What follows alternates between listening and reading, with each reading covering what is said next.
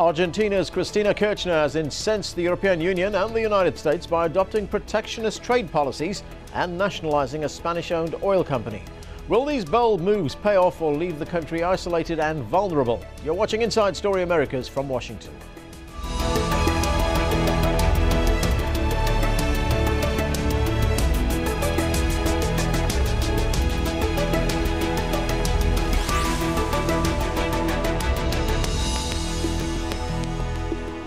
Hello, I'm Anand Naidu. If you're on the lookout for an iPhone or a pair of Nike trainers in Buenos Aires today, you might be out of luck. Supplies are low after the Argentinian government restricted imports.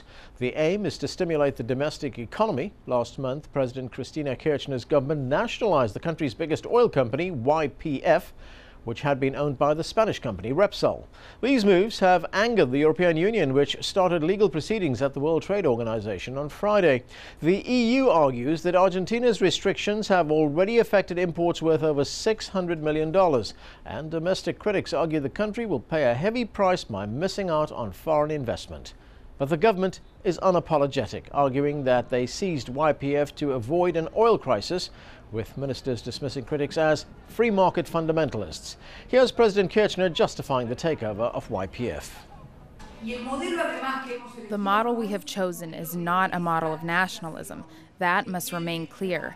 It is a model of recovery of our sovereignty and of control of a key tool, because we will maintain the model of cooperation. We will keep functioning according to the laws for private companies.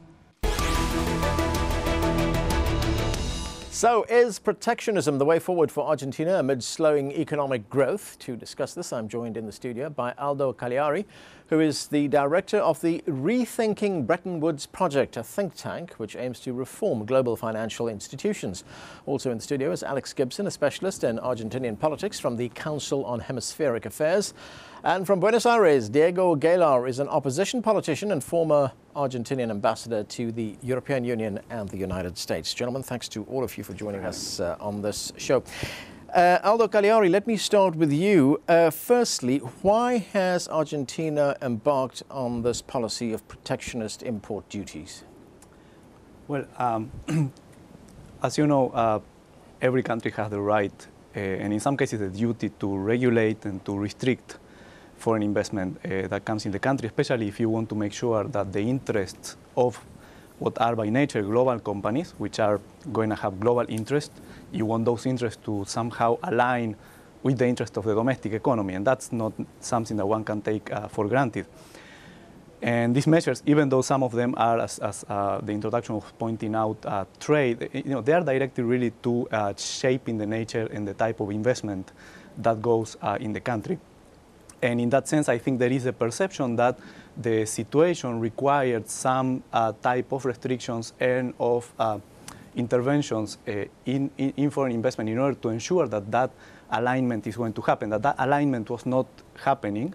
No? And I have somewhat of a problem with calling all that protectionism, because even the international organizations that develop these reports on protectionism, investment protectionism, they clarify this actually is lumping together a lot of measures, investment restrictions, that in many cases are undertaken for very justifiable reasons. So calling all of that protectionism sometimes gives the impression that all of it is wrong, and I think that's a misleading impression. All right, let's call them import curbs. Let's take a look at what these import curbs in Argentina are all about. The government requires all importers to obtain licenses that are not automatically renewed for products ranging from cars to electronics. And since February, every import transaction has to be pre-registered and pre-approved. The import substitution rules require foreign companies to produce goods domestically or lose market access. And all importers are required to balance imports and exports. Let's go to Ambassador Diego Guelar in Buenos Aires. Ambassador, is this going to hurt or help Argentina? No, by sure it's going to hurt. I really think that more than really a protectionist policy, this is beginning to be a desperation. The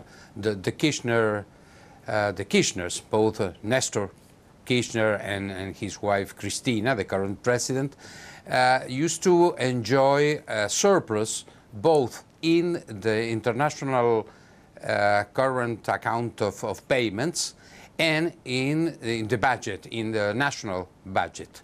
This has beginning to be a clear deficit in both ways. And that's the reason why I think that they are reacting without any real program, including a protectionist program. And the problem is the lack of rules of the game. Okay, Alex Gibson, let's get your take on this. There we heard the ambassador saying that this is a deficit, there's no clear program.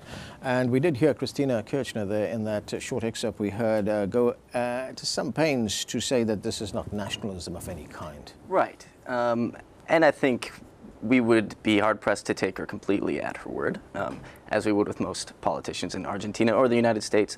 I think, though, what we're seeing in Argentina is Cristina Kirchner and her government trying to assert control over, in most basic terms, how the country makes money. And there's nothing inherently wrong with that. To say that bad management is the same as no management, that is not correct. There should be some level of intervention. I think most people would agree with that. The issue comes about with politicization. If it seems that the Kirchner government is politicizing these industries, as I think many people would agree they have in the past. Well, I mean, are they Sure. politicizing it? I mean, is there public support for these measures? Well, there's no yes and no. You have to take them individually. I think it's objectively clear that the index, basically that gives the numbers, the investment numbers in the country, has been politicized. Many economists, objective economists, have been intimidated for going against these numbers. So in certain instances, yes, that is the case. But again, it's not black and white. You can't just say, oh, this is a government that is politicizing everything. They've got their hand in every cookie jar. It's not quite that clear. But it's certainly something to look out for. And this trade, this YPF nationalization situation will be the biggest test. It will be interesting to see how the government handles it. Well, certainly the YPF thing seems to have tipped the balance, Aldo. Why has there been such an angry response from the European Union, especially talking about, well, not talking about, they've already gone to the World Trade Organization now. Argentina could face penalties, could face fines, could face other restrictions.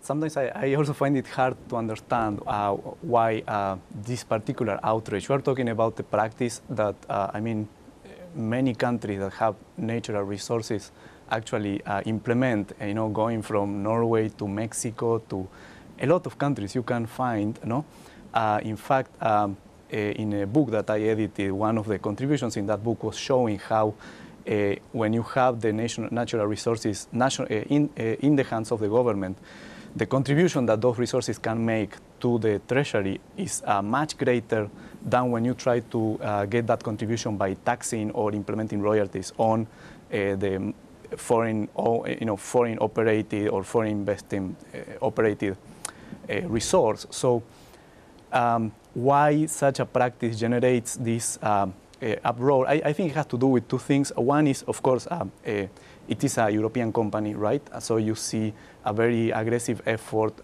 by the country where the company, by the home country of the company, mobilizing its peers actually to rally them around to try to help in the cause of delegitimizing the measure.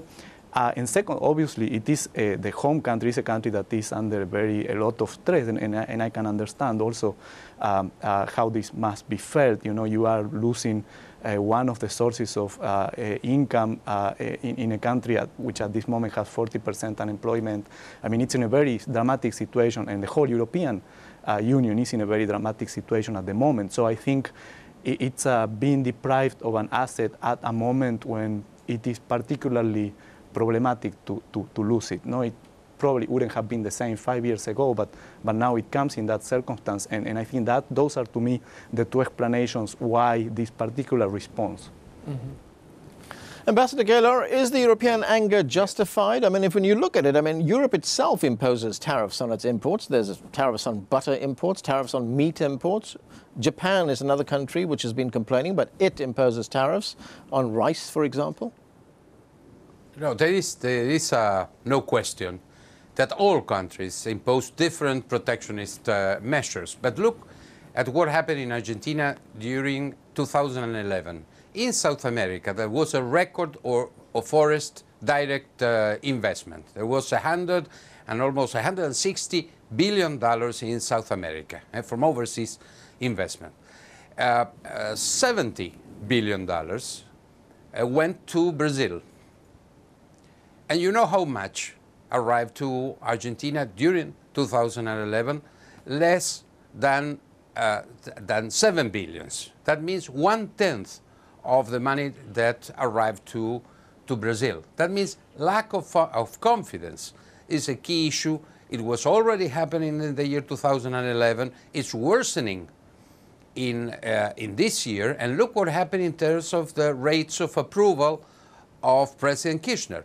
She was an extraordinarily popular president till December of this year. Their numbers arrived to around 69% of approval, December 2011.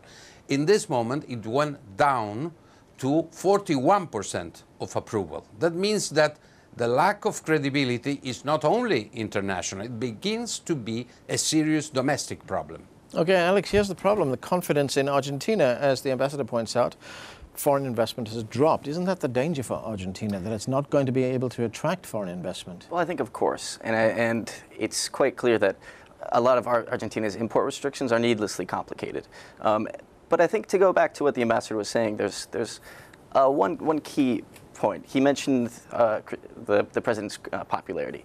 I noted that as recent as March, actually, about 66% of the country approved at least of the YPF acquisition.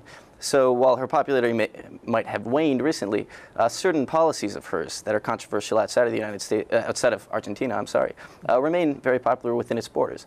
But I do agree on the whole with the ambassador's main argument about credibility. I think, Aldo, you mentioned a bit Brazil, Mexico, the nationalized oil industries there. But the key difference is that those governments are credible in terms of their nationalization. And while Argentina has not lost all of its credibility, it's certainly in danger of doing so. So the question is, what will happen if we can turn back to this YPF acquisition once again with this government? Will the Kirchner government use this new resource responsibly, or will it politicize it? Will it put cronies in power? Will it continue some of the problematic policies it has been increasingly famous for in recent time? So that's the question really to look out for. Yeah, Ambassador Guelar, what do you make of that Cristina Kirchner is simply adopting policies that are popular with the people? No, you know, all national policies or nationalistic policies used to be popular in any country in the world. If the Spanish government would propose to occupy Gibraltar, by sure the majority of the Spanish would be happy with that.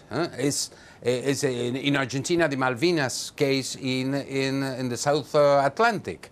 That means if you improve your rhetorics in nationalistic terms, I don't think that there is any country in the world that is not going to be, I would say, seductive about these ideas. This is a responsibility of the leadership in any country. We know how dangerous it is to use nationalist type of arguments, specifically and especially if you are in a weak moment, if you have terrible problems in your current international account of payments. And this is the case, for example, in the energy field that is related to the expropriation of YPF. We used to have 10 years ago a $4 billion surplus. We were exporting energy, oil and gas. Next year, this year, the current year, we are going to need to import in between 12 and 14 billion dollars in between gas and oil. And that is extremely dangerous in terms of the weakness of the international position of Argentina. Aldo Caliari, is this nationalism? Because, you know, what Argentina is doing in some respects appears to be following a trend in Latin America. I mean, we listen to the speeches and the rhetoric coming out of Hugo Chavez in Venezuela, Evo Morales in Bolivia. They're very nationalistic speeches. Maybe I have the same reaction to the term nationalism that I have to protectionism. No? I don't think these terms are useful to try to understand the phenomenon from an economic, techno-economic point of view, which is what in my organization we try to do. I think one has to analyze the policies that are being implemented. Now, of course, and I don't want to dodge the question, I mean, you can call that nationalism if by nationalism you mean that there is a greater sense that, for example, the fact that foreign investment comes to the country cannot, or the idea that more is better in terms of foreign investment should prevail and drive your policies, that idea should be no longer taken at face value, and that one has actually to look at in which conditions and under which circumstances foreign investment may contribute to a national development project, and then tailor your policies to achieve that. If you call that nationalism, that there is a sense of a national strategy for development, well, yes, maybe there is more nationalism now. But I don't think what people call nationalism, they are necessarily meaning that there is that national development project. Alex Gibson, there's already some shortage of, well, largely luxury goods in Argentina, as we mentioned at the outset of the program, things like phones and sports gear and stuff like that. Is there a downside for Europe and the United States, for instance, in this? Well, of course, and it's similar to the downside for Argentina. It's missed opportunities. It means, going off of Aldo's point, which I don't think is overly controversial, the basic premise to what I believe you're getting at is that Argentina is acknowledging that it is going to bypass investment opportunities. Yeah, you might not see as many iPhones or Nikes on the streets, but bigger problems are its participation in the global economic sphere. And this is something that it's not going to greatly damage the European Union or the United States, but when you look at the success that countries like Chile, Brazil have had trading internationally, you can see where Argentina is falling behind. And this is something that, this is where the danger of nationalistic, fervor comes into play, because it politicizes, if I can use that term again, the idea of isolationism, of a do-it-on-your-own strategy. And that's something that I think in this economy, most people would agree is unwise. You have to participate in a global economy to do well. Yeah, and Ambassador Guelar, when we talk about these measures, we often hear two names that come up on people who are driving these measures in Argentina. And these are two members, one is a member of her cabinet, Axel Kicillof, and the other is the man who will become the head of YPF, Miguel Galuccio. To what extent are these two men driving this process in Argentina? Oh, I think that they are new stars in the sky in this moment. I don't think that they are going to be long-lasting stars in the middle of this crisis. And what we have to analyze is the general trend. Look what happened in all South America. Brazil, Uruguay, Chile, Peru, Colombia, they already achieved the investment-grade credibility status. They represent more than 70% of the population and GDP of South America. That means that is the historical trend of inclusion in South America regarding the global economy. And the others are the ones that have terrible problems, beginning with Venezuela, following Ecuador, Bolivia, Paraguay. They are the countries with serious lack of political and economic stability. Then I don't have any doubt that Argentina has to join the first group. That means Brazil, Uruguay, Chile, Peru, Colombia, that are given the example. They are close allies and friends of Argentina, and to be isolated from this example, I don't have any doubt that is a very serious mistake. Okay, if I can jump in there very briefly as well. I think it's important also, I can see one possible reaction that viewers might have to this is, oh, Argentina has to side with the United States. These terrible countries like Venezuela and Morales and Correas, Bolivia and Ecuador, they must be awful because they're not on the side of the West. I think it's clear, and I don't know if the ambassador would agree with this, but to make the distinction between being independent from these major Western powers and being nationalistic. And I think you can look to what economists were saying early in Cristina Kirchner's time in government, presidency, that because this question was always, how left is she? How to the left is she? One that is being posed to Correa today. And many people said, well, she's not extreme to the left because of the lack of nationalistic policies, that she isn't basically putting everything under the wing of the government. But if we're using that as a litmus test, she seems to be increasingly failing that. So again, I want to make a distinction which might be implied in the ambassador's remarks, but to say that governments like Venezuela's and Ecuador's are on the wrong path because they're not on the United States path, that's a bit simplistic. It's more in terms of you could argue the level of nationalism within these countries. Okay, Ambassador, do you want to respond to that? Well, no, yes, of course. I never mentioned the United States. I don't agree in many policies regarding. I don't have any doubt that our side is with the countries that we are associated very closely, mainly Chile and Brazil. And that doesn't mean the opinion of the European Union or the United States. That means I am speaking of how our region has reacted, how we have been learning from our past mistakes. And we have to remember that during the 90s, because we have an excess in terms of opening, and that was not good, even though we were so appreciated by the United States and by the European Union in those years, we grew 7 or 8% per year during a decade, but we fell apart in a crisis of the default in the year 2001. Now, unfortunately, we are repeating the same phenomena. We are growing, and we have been growing during 8 years at rates in between 7 and 8% per year, but we are now again in the terrible danger of fall apart again. Okay.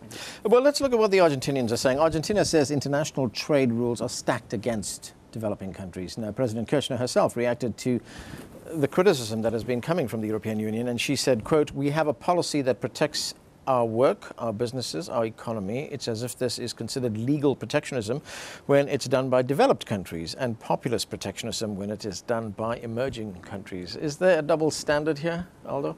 Yes, absolutely. You can see that many of these measures that developing countries sometimes have to be more clumsy to undertake some of these protections. But how is what Argentina is doing now different from a big chain of supermarkets saying to its suppliers in Argentina or other countries, you are going to export to us if you follow certain rules that are not even rules required by the WTO. These are not even tariffs, but these are like you have to pack things in recipients that have this size and this form, etc., because they want them to go straight to the shelf, right? And if you don't have the capacity to do that or the technology to do that in an efficient way, then who's going to have to do that is some company in that country owned by the country that is receiving the imports, right? So you are conditioning in a way that the suppliers are also going to be capital of the country that is, in this case, importing. So there are different ways to achieve the same ends. Now, some of these may seem more illegal than others. I say seem because, in fact, there is not at this point also, I mean, the case has to be argued in the WTO. You cannot say that what Argentina is doing is illegal. You know, this is still something subject to question. But I think Alex's point is very right. The question here is, to what extent by bypassing or participating in the global economy, is that good or is that bad? And here is, Mexico's case is very important because Mexico, a lot more trade, right? But how much value add is Mexico generating in that trade? How many more jobs? That is not such a good example. Right. So in Argentina, it's looking to a balance of how you actually, with the trade you have, you can generate more jobs, you can generate more value added. And I think, of course, these are policies that are trying to reverse what has been done for many, many years of the opposite policies. So you actually need to give time. You cannot say that just because it's not working out this year that the policy is wrong. You have to give it some chance to see if some domestic industry can be generated. Okay. And betting on the domestic market, I don't think it's such a bad idea when you have the global economy that we have now. Okay, I just want to get one final question into Alex Gibson. Alex, Cristina Kirchner has shown in the past that she is not a lady for backing down. No. But this time she's coming under a lot of pressure. Will she succumb to that? I don't think she would appear to succumb to that publicly. She wouldn't allow for that image to set forth. But she might succumb to losing an election to put it bluntly. So there'll be some kind of face-saving way to get out of We'll this. see what the economy does for her chances. That's where we have to leave it, gentlemen. We've run out of time. Thank you to you all for joining us. And that is it from the team here in Washington, D.C. for now. Don't forget to follow us on Twitter and Facebook, where you can find more information about the program. And of course, we want to hear from you. Tell us what stories you think we should be covering. Send your ideas directly to us at insidestory@aljazeera.net. Thanks for joining us.